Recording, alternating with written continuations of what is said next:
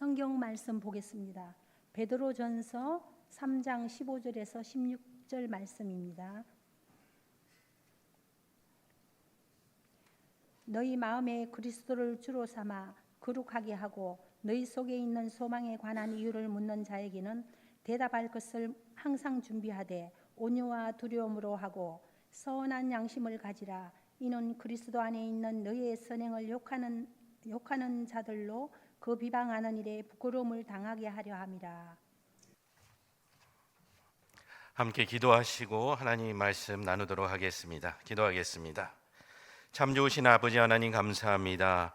우리 하나님 자녀 삼아 주시고 십자가의 능력으로 죄 사먹게 하시며 부활의 소망을 갖게 하여 주시니 그 하나님을 찬양하기 원합니다. 오늘도 오후 예배를 통하여 하나님의 마음을 품게 하여 주옵시고 우리의 삶의 터전으로 돌아갈 때에는 복음의 소식을 안고 돌아갈 수 있도록 이 시간 친히 말씀하여 주옵소서. 감사드리며 예수님의 이름으로 기도합니다. 아멘. 반갑습니다. 여러분, 오후 예배에 와서 이렇게 식사하시고 말씀을 듣는 게 쉬운 일이 아니지요. 학교에서도 점심시간 바로 직후의 수업 시간에는 학생들이 졸아도 학점에 전혀 감점을 주지 않습니다. 하나님이 그렇게 만드셨으니 어쩌겠습니까? 그래서 조시더라도 제가 부족했구나 그렇게 반성하고 돌아가도록 하겠습니다. 우리 목사님 뵈니까 또 오늘 오후 예배 우리 함께 드리게 되었는데 저는 그렇게 생각합니다. 오전 예배는 저희 집 기준입니다. 안 그런 집도 있겠습니다만 오전 예배는 약간 시댁에 가는 느낌? 시댁에 가면은 어르신들이 그동안 어떻게 사냐, 애비야 너는 직장 생활이 어떠냐, 아이들은 잘 크냐, 좀 이런데 오후 예배는 약간 친정 가는 느낌입니다. 엄마 밥 줘요. 과일 이거밖에 없어요? 좀 이러면서 같이 텔레비전 켜놓고 이 얘기 저 얘기 하는. 그래서 오후 예배는 좀 그런 편한 마음으로 들으시면 어떨까. 그러는 중에도 담임 목사님 뵈니까 이제 부임하신 지 조금 됐죠. 그래도 아직은 좀 사위 같아요. 뭐 제가 바르게 봤는지 모르겠지만 그렇게 따지면 저는 사위 친구 되지 않겠습니까? 그러면은 제가 잘해야 아유 그래도 우리 사위가 친구 잘 사귀었구나 좀 그러면서 호감이 갈 텐데 안 그러면 또 이상한 친구 만나고 다니는구나 그럴 수도 있겠지요. 오늘 좀 편한 마음으로 하나님의 이야기들 좀 들었으면 합니다. 첫 번째 이야기는 사실 제 일상의 이야기로부터 출발하려고 합니다. 장로신학대학교에 선교 신학과가 있지만 그 가운데에서도 저는 굳이 설명하자면 국내 선교인 전도학을 전공한 사람입니다. 교회에서 태어났고 교회에서 자랐고 그러면서 교회 안에 왜 새신자들이 이렇게 없을까 그런 고민들을 하면서 학문으로 이어지게 되었습니다. 사실 이제 화면을 한번 제 얼굴은 그렇게 볼 게 없습니다. 뭐 저보다 잘생긴 담임 목사님 보시면 되니까 이제 두 번째 화면에 보시면은 정현종 시인의 방문객이라는 시가 잘 보이실까요? 좀 멀게 느껴지실 텐데 제가 대신 읽어드리겠습니다. 사람이 온다는 것은 실은 어마어마한 일이다. 그는 그의 과거와 현재와 그리고 그의 미래와 함께 오기 때문이다. 한 사람의 일생이 오기 때문이다. 부서지기 쉬운 그래서 부서지기도 했을 마음이 오는 것이다. 그 갈피를 아마 바람은 더듬어 볼 수 있을 마음. 내 마음이 그런 바람을 흉내낸다면 필경 환대가 될 것이다. 제가 설교 준비하려고 찾은 게 아니라요. 양평 해장국집에 갔더니 이게 걸려 있더라고요. 심지어 국밥집 사장도 한 손님이 오는 걸 저렇게 귀하게 여기며 이렇게 시인의 이야기를 갖다가 마음에 새기고 있는데 그리스도인으로서 복음을 전하라고 주님께서 부탁하신 우리의 모습 속에 세상에 나가서 만나는 영혼들을 향해 그 사람의 인생을 소중히 여기고 그 사람을 살피고 보살피는 마음이 있는가 한번 우리는 생각해 볼 필요가 있겠습니다. 저도 사실 오늘 기차를 타고 대전에 내렸습니다. 전민제일교회 오는 기쁜 마음도 있었겠지만 이실직고를 하면 성심당부터 찾아갔습니다. 그래서 우리 담임 목사님 본인 빵 사가지고 오는 줄 알고 물어보더라고요. 왜 갔을까요? 저희 집에 있는 저는 이제 외계인이라고 부르는데요. 말이 안 통하니까 이제 대학생 자녀가 둘이 있는데 그 자녀들을 위해서 이제 빵을 이렇게 사서 오늘 돌아가려고 준비했습니다. 그러니까 마음속에 항상 자녀에 대한 마음이 있는 것이죠. 우리가 복음을 전한다라는 것은 세상에 있는 자들을 영적 자녀 삼는 겁니다. 밥은 먹고 다니는지, 더운 날씨에 건강은 해치지 않는지, 또 학생 같으면은 2학기가 시작되는데 준비가 잘 되고 있는지, 직장 생활을 하면 승진을 하는데 스트레스는 많이 받지 않는지, 어쩌면 우리는 복음을 전한다고 하면서 뭔가 성경 말씀을 잘 외우고 그 교리를 전달하면 성령의 신비로운 능력으로 뭔가가 일어날 것이라는 생각을 할 수도 있습니다. 그러나 하나님께서는 우리를 통하여 세상의 복음이 전해지기를 원하시고 그 복음은 우리의 삶을 통해 전해지기를 원하신다라는 것이죠. 오늘 우리가 읽은 베드로전서 3장 15절의 말씀을 한마디로 요약하면 예수 그리스도를 먼저 주인으로 삼아야 됩니다. 그분이 우리의 주인 되셨을 때에 우리의 삶의 모든 기준이 정해지기 때문입니다. 그리고 그 예수 그리스도를 주로 삼는 마음으로 살아갈 때에 세상과는 다르겠죠. 세상은 각자의 소견대로 살아가겠지만 우리는 예수 믿는 사람으로 살아갈 때에 다름을 발견하고 사람들이 물을 겁니다. 당신은 어떻게 그렇게 살 수 있습니까? 어떻게 해서 나와 다른 삶을 살아갈 수 있습니까? 나 같으면 주일날에도 가게를 열고 돈 벌기에도 바쁜데 당신은 그렇지 않음에도 불구하고 어떻게 이렇게 행복한 얼굴로 살아갈 수 있습니까? 고3 자녀가 한시라도 더 공부해야 할 시기에 교회 고등부에 보내고 예배드리게 하고 수련회 참석시키는데 걱정되지는 않습니까? 그들이 우리에게 질문할 때 우리는 예수 그리스도를 기억하고 대답할 수 있어야 하는 겁니다. 다음 그림도 여러분이 너무나도 잘 아는 그림이시죠? 바로 탕자의 이야기에 나오는 그림입니다. 탕자가 세상에 나가서 방황하다가도 그의 궁핍한 상황 가운데에서 누구를 기억했습니까? 아버지를 기억했다는 거죠. 그냥 아버지니까 기억한 게 아니지요. 왜 기억했습니까? 지금보다 더 나은 형편, 평안했고 평화로웠고 안락했던 삶이 기억나기 때문에 그 아버지의 집을 찾아 돌아간 것입니다. 세상에 잃어버린 영혼들도 하나님께서 자녀 삼아 주셨습니다.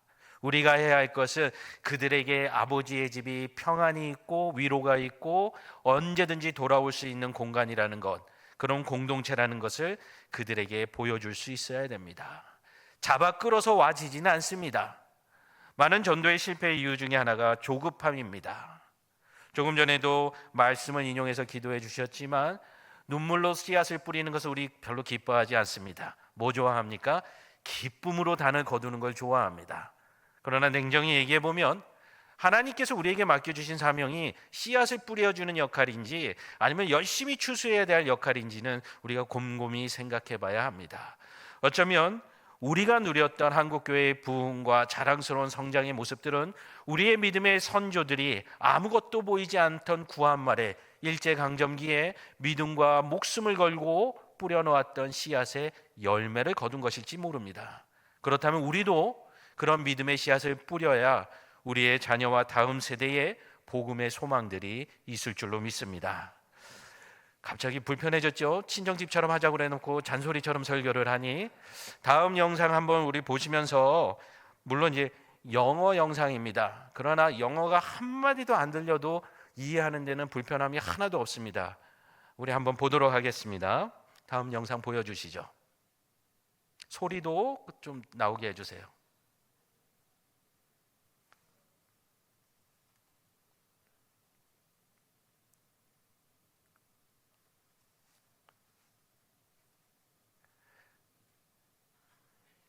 괜찮습니다. 친정집 가서도 갑자기 엄마 밥 남은 거 있어요. 엄마가 당황하면서 막 밥 안 치지요. 그래도 누구 하나 불평하지 않죠. 어느 자녀도 그거에 대해서 불평하지 않고 맛있게 식사하듯이 영상 우리 준비될 동안 또 이야기를 풀어가도록 하겠습니다. 준비되면 그냥 아무 때나 틀어주십시오. 우리가 전도를 어떻게 해야 되냐 하고 전도학자한테 물어봅니다. 사실 메뚜기도 한철이라고 저도 가을만 바쁩니다. 왜요? 교회마다 총동원 주일, 추수감사주일 막 이러면서 요때만 부릅니다. 봄, 여름엔 안 불러요. 꼭 나중에 이제 총동원할 때만 부른다라는 거죠. 그런데 그분들의 마음속에 이런 마음이 있을 겁니다. 어떻게 하면 전도를 잘할까? 어떻게 하면 좀 오래된 사람들, 내가 그렇게 고민했던 사람들을 데려올 수 있을까? 마음속에 뾰족한 수가 없을까? 그 기대감이 있다는 거죠. 뾰족한 수는 제가 10년 넘게 공부해 보니까 없습니다. 그러나 성경을 따라 여러분이 복음을 전한다면 뭉툭하지만 확실한 수는 있다라는 거죠. 그게 바로 예수님의 방법이고 그 방법을 사실은 여러분이 다 체험하고 계세요. 그런데 신앙생활하다 보니까 이 성경 속에는 내 일상과 다른 뭔가 특이하고 쉽게 알 수 없는 비밀이 있을 거라고 생각을 합니다. 그러나 복된 소식은 누가 들어도 알아들을 수 있고 누구나 누릴 수 있는 그런 말씀의 소식들인 거죠. 사실 그것을 설명하는 영상입니다. 예, 준비된 것 같습니다. For real? For real?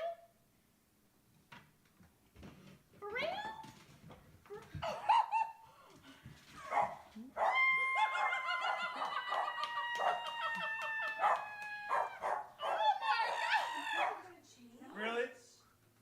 계속 같은 주제입니다.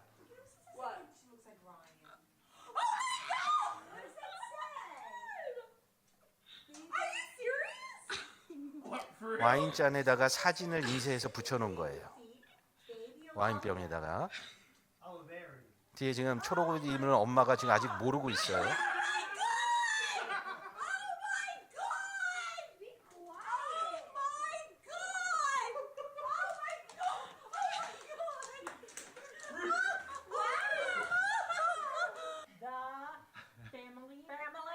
이제 귀를 가리고 퀴즈를 냈는데 우리 가족 숫자가 11명에서 From 11. The family The family just went from 11 just to 2. went to The family just went from 11 a vacation. to 12. The family just went from 11 to 12명이 된다는 퀴즈죠.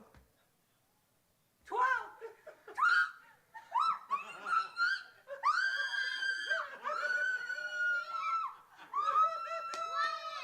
No, wait, Noni. We 이제 할머니 생신 축하하는데요. 손녀가 뭐라고 그러냐면 생일 선물을 내년에 줄 거라고 그럽니다. Yeah. Okay. 이게 처음에는 Yeah. 못 알아듣고 괜찮다고 하신 거죠. Yeah. 근데 동생이 먼저 알아챕니다. Oh my God, you're pregnant.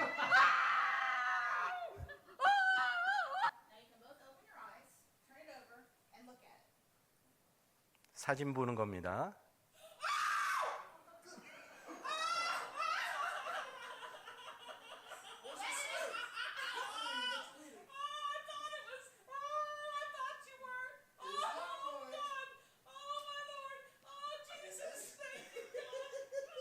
Okay, she's almost there.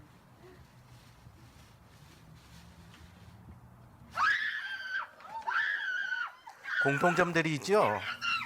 아버지들은 가만히 계세요. 근데 실제로 교회도 어머니들이 전도를 더 잘합니다. 저기에 뭐라고 써있냐면 세상 최고의 부모님에서 세상 최고의 조부모님으로 바뀐다라는 얘기입니다.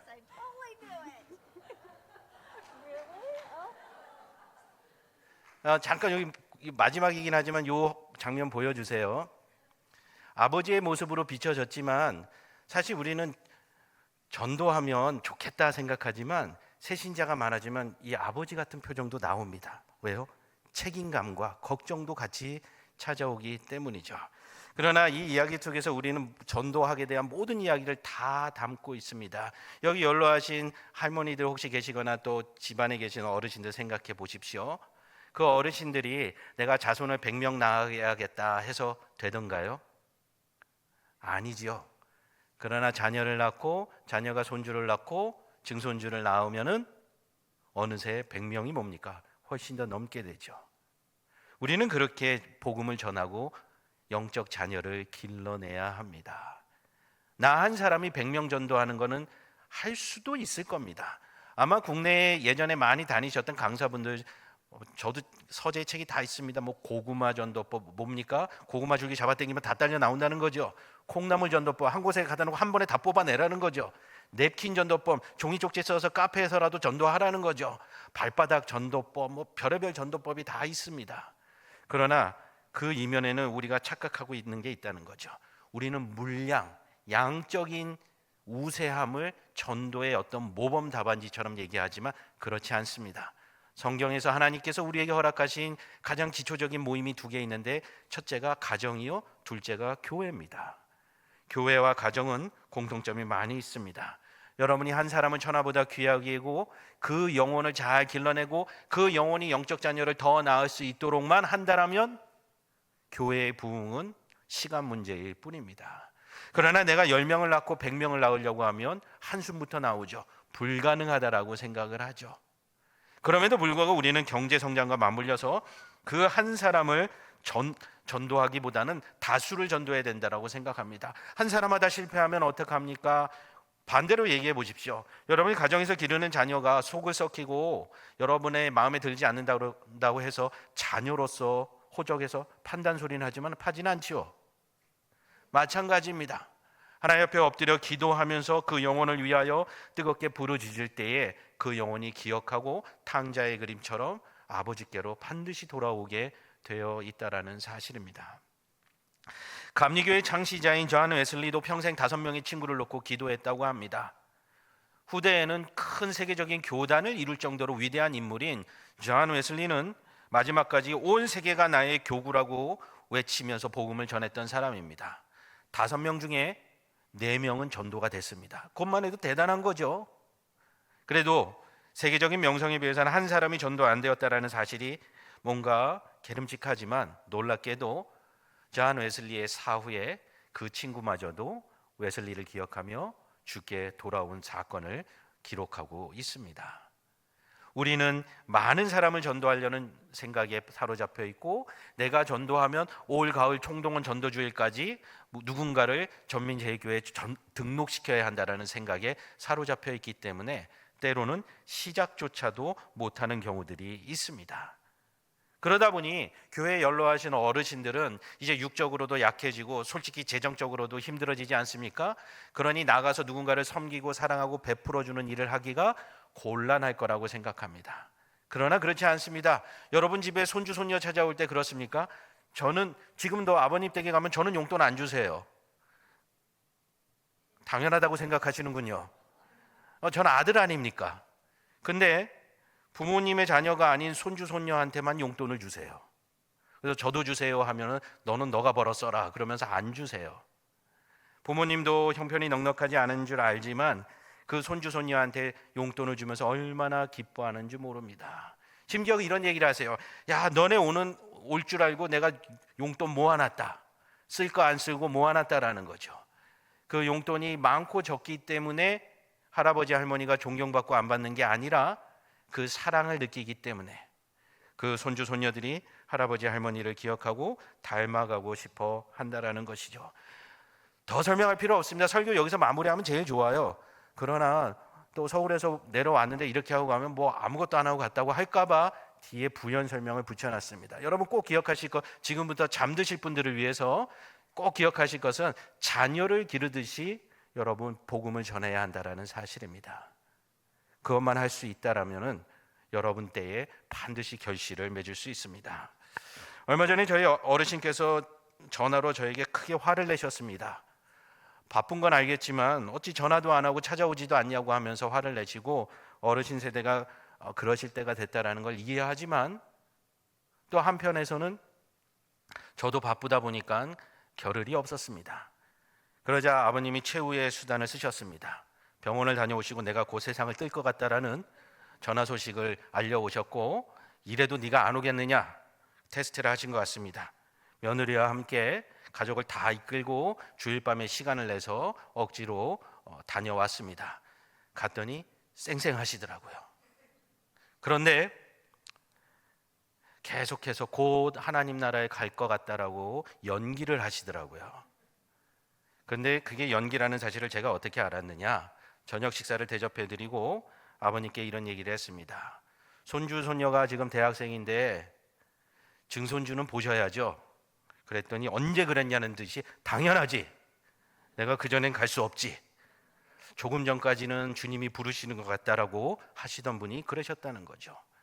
이처럼 세상사 속에서도 자녀를 낳는다라는 것은 큰 축복이요 그 안에서 우리가 부모가 되어가고 조부모가 되어가고 가정을 이루어가고 교회로 말하면 신앙의 공동체를 이루어간다는 사실을 아신다라면은 이후에는 뭐 학자가 공부하고 전문가적으로 했던 거 안 했던 거 그거 중요하지 않습니다.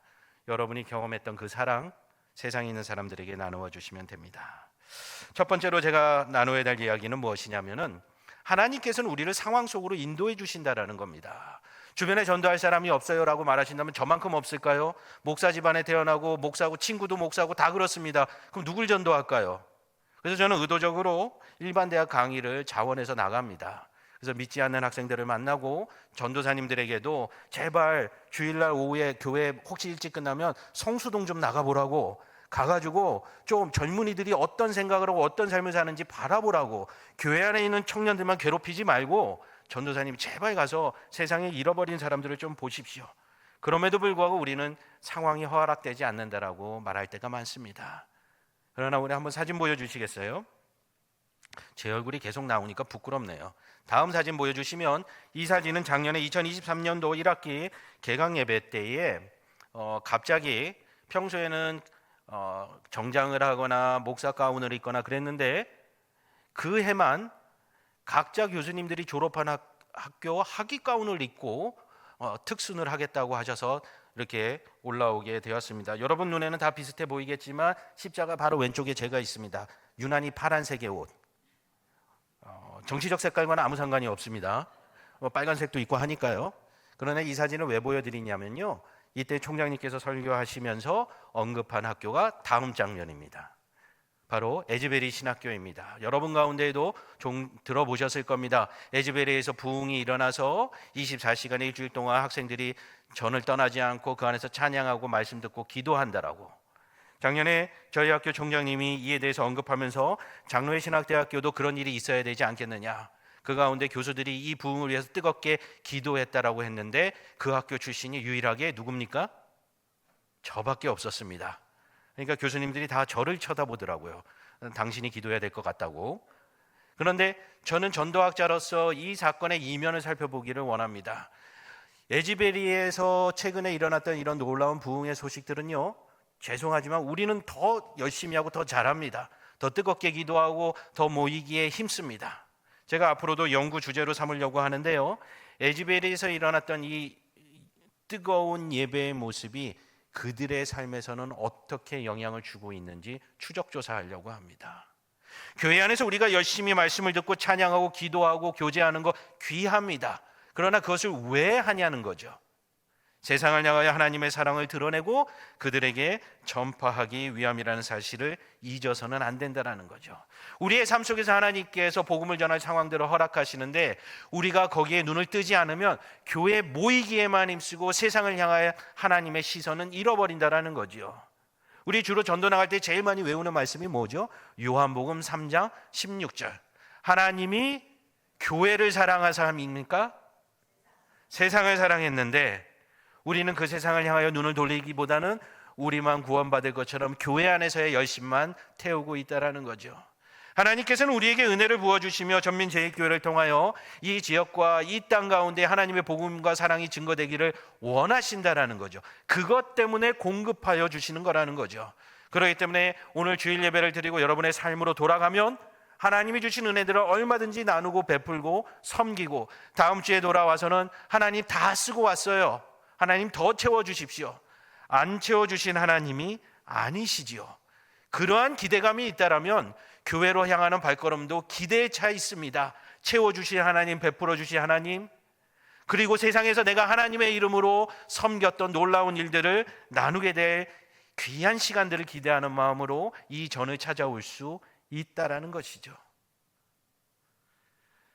저도 그런 상황 속에 한번 내몰린 적이 있습니다. 다음 사진을 보시면요, 지금 제가 얼마나 분주한지 제 화면에는 차가 뒤집어져 있는데 정상이라 다행입니다. 저희 집차입니다. 그런데요, 집 앞에 세워놨는데요, 어떤 기환 영혼이 뾰족한 걸로 한 바퀴를 다 긁고 사라지셨습니다. 뭐 스트레스를 풀었겠죠. 아내에게 전화가 왔습니다. 여보, 우리 집 차를 누가 다 긁어놨어. 제가 어떻게 반응을 해야 되죠? 이 한국 남자로 살아가는 게 참 어렵습니다. 어쨌든 그러면 CCTV가 있을 테니까 도움을 받아봐라. 나도 퇴근하면 가서 같이 살펴보겠다. 아내가 아파트 관리실에 갔더니 CCTV를 봐도 아주머니 이거 잡지 못합니다. 근데 아내가 너무 속상했는지 이제 경찰서를 찾아갔습니다.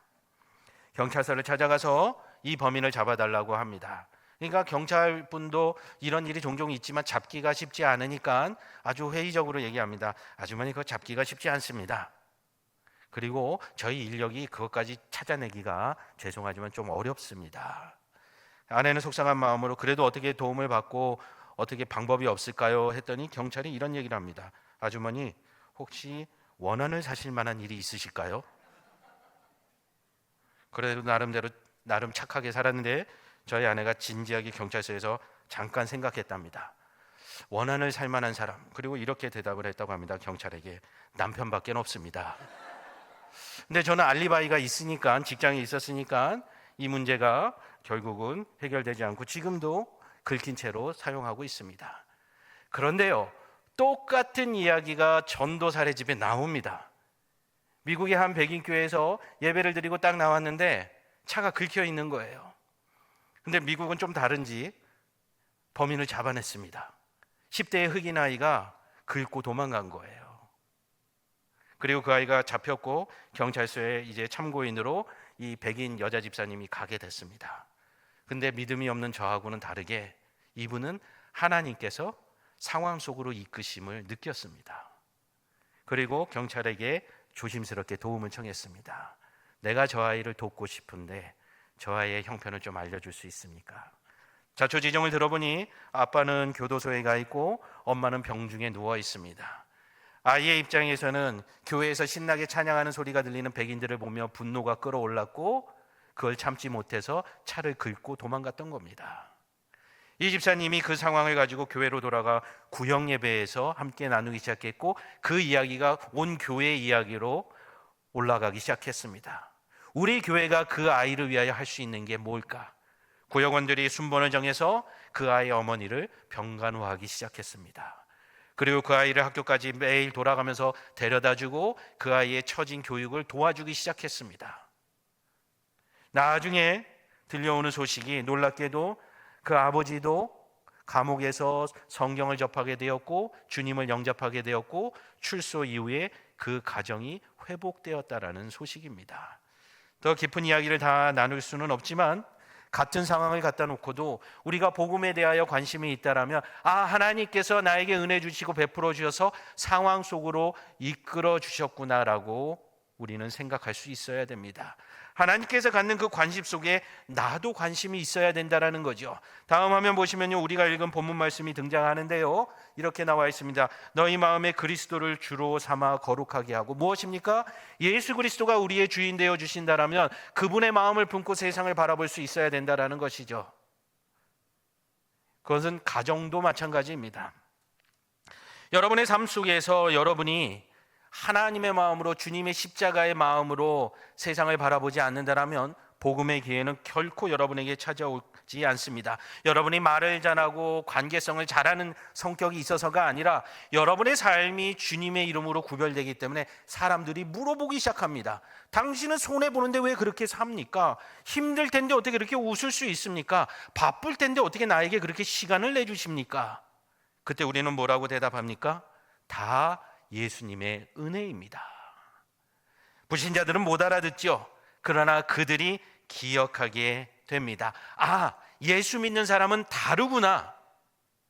그리고 그들이 고난 가운데 있을 때, 도움이 필요할 때에 그들이 예수님을 찾아가게 되는 것이죠. 성경엔 그런 이야기들이 계속 나옵니다. 다음 화면에 보시면 사도행전 2장 37절과 38절의 말씀입니다. 베드로가 복음을 증거할 때 예수 믿으십시오 하고 교회 등록한 게 아닙니다. 복음의 메시지를 듣고 복음의 모습들을 보고 회중들이 묻습니다. 그럼 우리가 어떻게 해야 구원을 받을 수 있겠습니까? 물론 유대인들은 종교의 민족이었기 때문에 처음부터 저런 질문을 할 수 있었던 거죠. 그럴 때 우리는 전민제일교회에 와서 말씀 듣고 은혜를 누리십시오. 변화된 삶을 사십시오. 저도 그렇게 살아가고 있습니다. 그렇게 대답할 수 있어야 한다라는 겁니다. 상대가 묻지도 않은데, 상대가 예수를 믿는 사람들의 삶에서 매력을 느끼지 못하는데 예수 믿으면 참 좋습니다. 그러면 그 사람들은 당신이나 열심히 믿으십시오, 그럴 겁니다. 저는 저희 집의 가장으로서 살아가고 있습니다. 그러나 정확히 말하면 힘없는 가장입니다. 무슨 얘기인지 아시겠죠? 현대사회에서, 한국에서 중년으로 살아간다는 건, 어느 날 제가 방에서 홀로 갇혀서 핸드폰을 하고 있는데 밖에서 온 가족이 드라마를 보면서 제 얘기를 하고 있더라고요. 분쟁이 그들 가운데 일어난 겁니다. 서로 말을 안 들어준다, 서로 배려 안 해준다. 그러다가 저희 가족 나머지 3명이 결론이 뭐냐? 우리 집에서는 아빠가 제일 착해.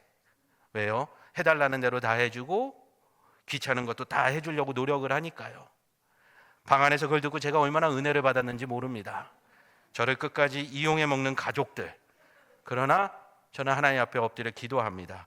내가 죽기까지 이용해 먹어라. 그리고 예수 믿는 게 그런 거라는 거를 알았으면 좋겠다. 학교에서도 전도사님들을 가르치며 결혼 정년기에 있는 분들에게 얘기합니다. 여러분, 배우자를 만나야 되고 결혼을 준비해야 되죠. 그러다 보면 사모 될 사람을 찾고 이런 조건 저런 조건 따지죠. 여러분, 선교지 갈 때는 어떻게 하십니까? 내가 가서 죽을 각오로 가야 되지 않습니까? 그렇기 때문에 결혼을 순교라고 생각하고 하십시오.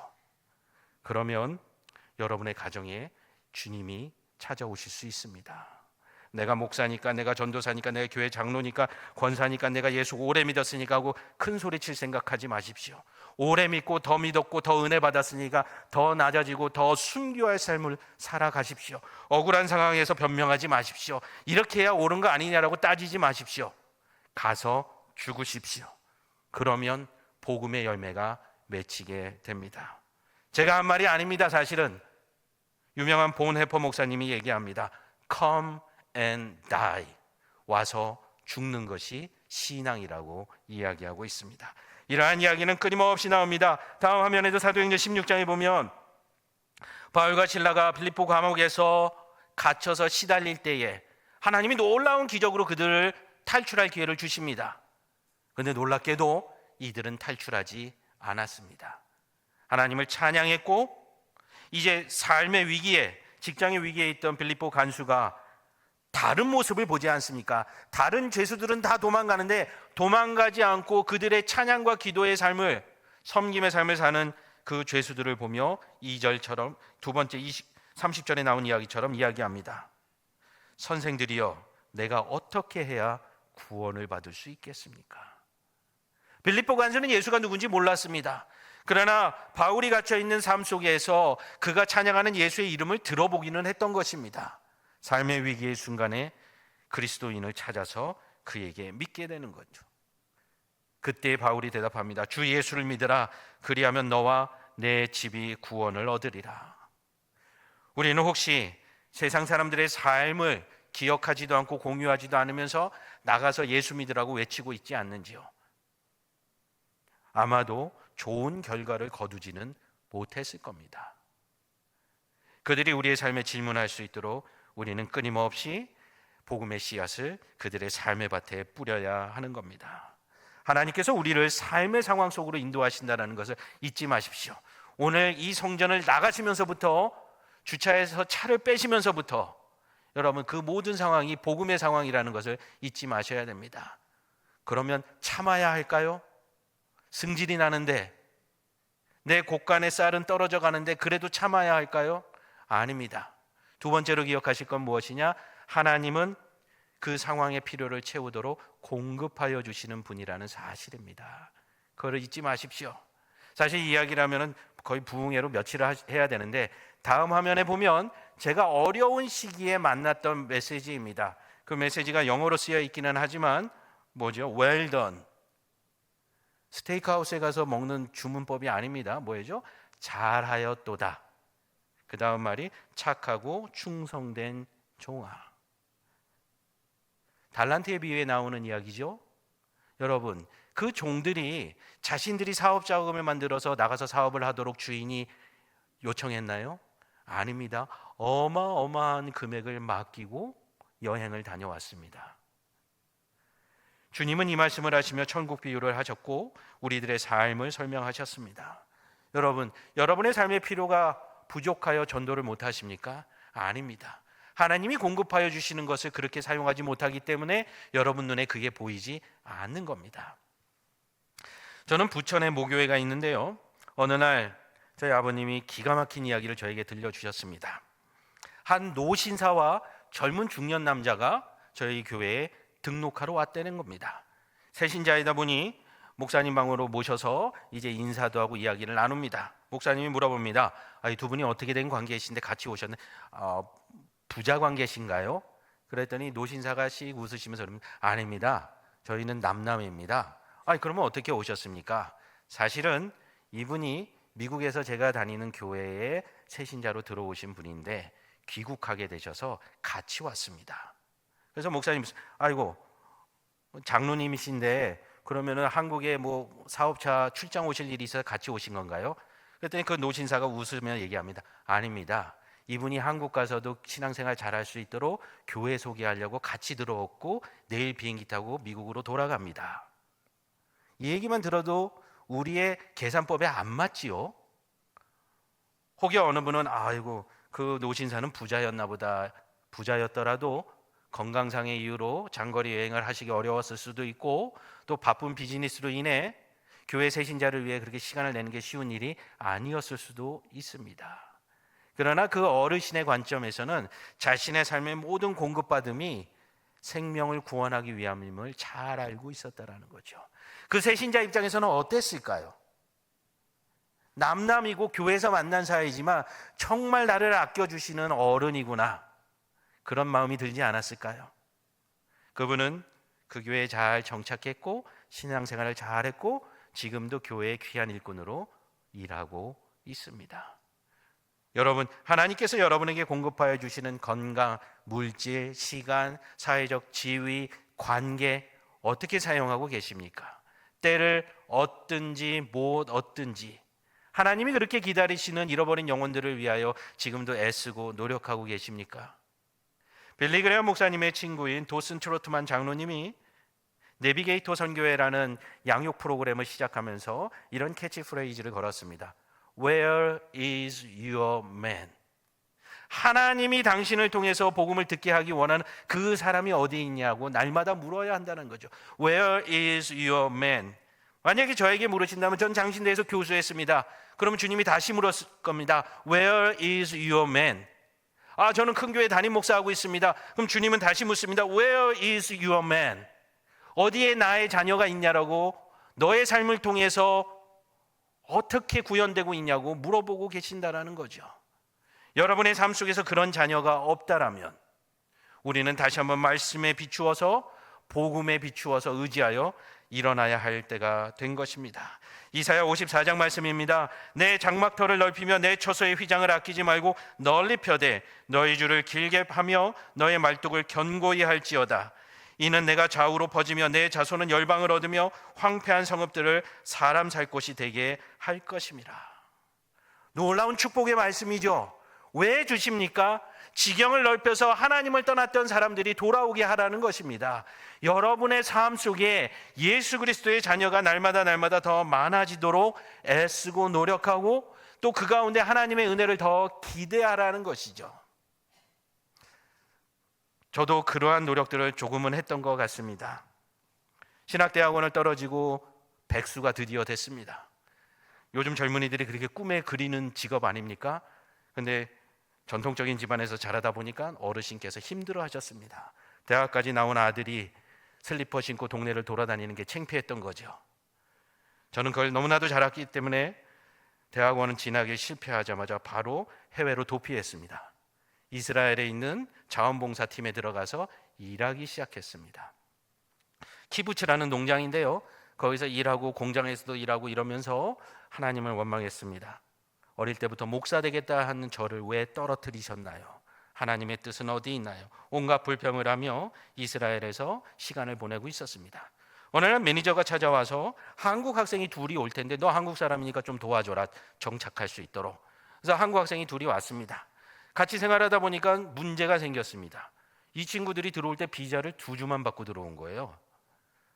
그러다 보니까 어쩔 수 없이 출국을 해야 됩니다. 그러니까 대책이 없는 거죠. 그럼 내가 도와줄 테니 같이 이웃 나라에 갔다가 국경을 다시 넘어오자. 그럼 비자를 다시 발급받으니까. 그래서 그 학생들을 데리고, 저도 대학교 졸업한 20대의 청년이었지만 그 학생들과 요르단이라는 나라를 가서 함께 여행하고 돌아옵니다. 국경 경비소에서 저는 잘 통과했습니다. 이렇게 생긴 얼굴들이 사실 무난하게 지나갑니다.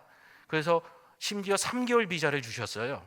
근데 옆에 그 학생 둘은요, 저를 딱 쳐다보면서 얼굴 표정이 도와주세요. 왜냐하면 신분이 확실하지 않다라는 이유죠. 그래서 조건부로 들어보낼 텐데 영어도 안 돼요. 그러니까 저를 부르더라고요. 제가 어떻게 도와줍니까? 비행기표 나가는 게 있으면 들여보내 주겠다. 그리고 그 비행기를 타고 가라. 그래서 제가 모아놓았던 비자금을 그 학생들에게 줬습니다. 각각 100만 원씩 제가 6개월 생활해야 할 돈을 줬습니다. 그리고 한국 가면 갚아달라고. 그 친구들이 이제 교회를 다니기 시작하고 집사가 됐고 신앙생활을 하고 있습니다. 지금도 만나면 물어봅니다. 드라마 같은 이야기라고. 그때 뭘 믿고 우리한테 돈을 빌려줬냐고. 본인도 거지같이 가난하게 여행하는 사람이었으면서 우리가 한국 가서 연락 끊으면 어떡하려고 그랬냐고. 제가 웃으면서 얘기했습니다. 그럼 그냥 주는 거지. 하나님이 나한테 준 거니까 나는 그냥 주는 거지. 그런데 그 말이 그 청년들에게 닿았던 것 같습니다. 어느 날 연락이 옵니다. 오빠, 나 교회 나가기 시작해. 웬일이니? 내가 교회 다니라고 한 적도 없는데. 오빠가 도와준 걸 생각해 보니까 예수 믿을 만한 것 같아. 이러한 이야기들이 제 삶에도 많지는 않지만 끊임없이 이어지고 있습니다. 여러분의 삶 속에 궁핍한 형편, 넉넉하지 않은 건강 이유가 되지 않습니다. 더 좋은 기회입니다. 그 기회들을 통하여 비슷한 형편에 처해 있는 사람들을 만날 수 있는 거죠. 선교학을 가르치다 보니까 학생들이 묻습니다. 교수님, 제일 존경하는 선교사님이 누구세요? 할 때 저는 이분을 떠올립니다. 이분은 누구냐면요, 윌리엄 캐리라는 선교사님입니다. 한마디로 얘기하면 근대 선교의 아버지입니다. 요즘 세계교회가 단기 선교도 가고 장기 선교사도 보내고 이 모든 거의 출발점이 이분입니다. 영국에서 젊은 목사로서 이분이 열방의 잃어버린 영혼들에 대한 뜨거운 부르심이 있었습니다. 노예에 가서 나를 인도 선교사로 보내주십시오 했을 때에 노예 어르신들이 얘기했습니다. 안 깨나 젊으니, 하나님이 저 이교도들을 정말 예수 믿게 하고 싶으면 하나님이 하실 거라고. 그러나 윌리엄 캐리는 그 말을 듣지 않았습니다. 그리고 여기에 나온 이 인생의 모토를 가지고 인도로 가서 그 삶을 다 드렸습니다. 태어난 아이들을 자기 손으로 땅에 묻었습니다. 열병에 걸려 죽은 아내를 자기 손으로 묻었습니다. 수십 년간 번역했던 성경이 불타서 화재로 다 없어졌을 때도 하나님을 원망하지 않고 하나님 더 많은 일꾼을 보내달라고 기도하고 인도어로 각 사투리로 성경을 완성해냈습니다. 이 영화의 뜻은요, 하나님으로부터 위대한 일을 기대하고 하나님을 위하여 위대한 일에 도전하라는 뜻입니다. 우리의 삶의 형편만을 가지고는 우리는 복음 전할 수 없습니다. 우리는 성인군자도 아니고 때로는 분노하기도 하고 때로는 부족한 모습을 보이는 나약한 죄인들입니다. 그러나 예수 그리스도를 주인으로 삼을 때에 우리는 가능할 수 있다는 거죠. 내가 넉넉하기 때문에 하는 것이 아니라 예수님 때문에 가능하다는 것입니다. 이 일들을 바로 한국교회의 씨앗이 되었던 선교사님들이 이미 이루셨습니다. 죄송하지만 화면을 몇 개를 넘겨서 아펜젤러 선교사님과 제임스 홀 선교사님 이야기를 한번 읽도록 하겠습니다. 제임스 홀 선교사님, 그 아들 셔우도 홀 선교사님까지 이야기가 나오는데요, 하나님께서 한 사람을 희생시켜 이 도시의 문을 여실 생각이라면 난 그 희생자가 되는 것을 피하지 않겠다. 그냥 부흥을 주옵소서 기도하는 것이 아니라 내가 죽어지겠다라고 기도하셨던 겁니다. 아펜젤러도 이야기합니다. 아직 건물을 바라보지 말라, 실망할 것이기 때문이다. 다만 기도하라. 그러면 감리교가 고요한 아침의 나라에서 꽃피게 될 것이다. 복음을 증거하기 위하여 눈물로써 기도했습니다. 다음 화면 한번 보여주실까요? 선교사 열전이라는 책이 있습니다. 이 책 안에는요, 이름도 없이 빛도 없이 순교했던 수많은 교회 인물들의 이야기가 600페이지가 넘게 기록되어 있습니다. 우리 한국 교회에도 이런 인물들이 있습니다. 한 번 더 보여주시면 바로 제임스 홀의 아들인 셔우드 홀입니다. 여러분 다 아시는 분이에요. 고성에 가면은 김일성 별장이라고 있죠. 그 별장의 원래 주인이 홀 선교사님 가족입니다. 그리고 이 셔우드 홀이 한국인들을 위해서 뭘 했냐? 오른쪽에 보이시죠? 여러분 학창 시절에 다 했던 크리스마스 실, 결핵 환자들을 살려내고 조선인들의 건강을 회복하기 위하여 헌신했습니다. 여러분 설교 시간이지만 책을 추천해 드립니다. 이 책 꼭 사서 조선의 상 읽어보십시오. 저는 읽다가 눈물이 쏟아져서 책을 멈춘 적이 한두 번이 아니었습니다. 한국인도 아닌데 나하고 알지도 못하는 사람인데 왜 이 사람은 우리에게 이렇게 사랑을 쏟아주는가? 그 사랑이 있었기 때문에 한국교회가 지금까지 든든히 서가는 것입니다. 자녀를 사랑하기는 쉽습니다. 그러나 이웃과 불신자들을 사랑하는데 우리는 어려움을 많이 갖고 있습니다. 우리의 시선을 바꿔야 됩니다. 오늘 본문 말씀처럼 그리스도를 주로 삼을 때에 우리의 시선이 이 땅 가운데 잃어버린 영혼들을 향하여 다가설 수 있는 것입니다. 제가 계속해서 그런 인물들만 지금 보여드리는 겁니다. 다음 장면도 영어로 되어 있어서 죄송합니다만 한마디로 얘기하면 이 목사님께서 마지막에 임종의 순간에 아들 앞에서 반복한 이야기가 바로 저 초록색 이야기입니다. One more soul for Christ. 한 영혼이라도 더 주님을 위하여. 이 이야기만 수백 번 반복하다가 하나님의 부르심을 받았습니다. 이 목사님의 아들, 다음 사진을 보여주시면 여러분 다 아는 분입니다. 목적이 이끄는 삶을 쓴 릭 워렌 목사님입니다. 영혼 구원이 목적이 되어야 한다는 사실인 거죠. 더 많은 이야기들을 할 수 있지만 말씀을 맺고자 합니다. 여러분, 여러분의 삶 속에서 주변에서 당신은 예수 믿으니 달라 보입니다, 이런 질문 받습니까? 그 질문을 받도록 애쓰고 노력해야 됩니다. 그 이웃은요, 우리 가문 밖에 있는 사람만 이야기하지 않습니다. 이미 예수 믿는 우리의 가족들에게도 우리는 그런 모습으로 비춰줘야 한다는 거죠. 아유, 너는 왜 그렇게 손해보고 살려고 하느냐? 너는 왜 다 양보하냐? 이런 얘기를 들으면서 나는 예수 믿지 않습니까? 라고 당당히 이야기할 수 있어야 한다는 거죠. 어떻게 그렇게 수고하며 손해보며 살 수 있느냐? 예수 믿으면 충분히 할 수 있습니다. 주님이 우리에게 공급하여 주시기 때문이죠. 이러한 소식들이 전민제일교회 안에서도 날마다 넘쳐나기를 주의 이름으로 축원합니다. 함께 기도하시겠습니다.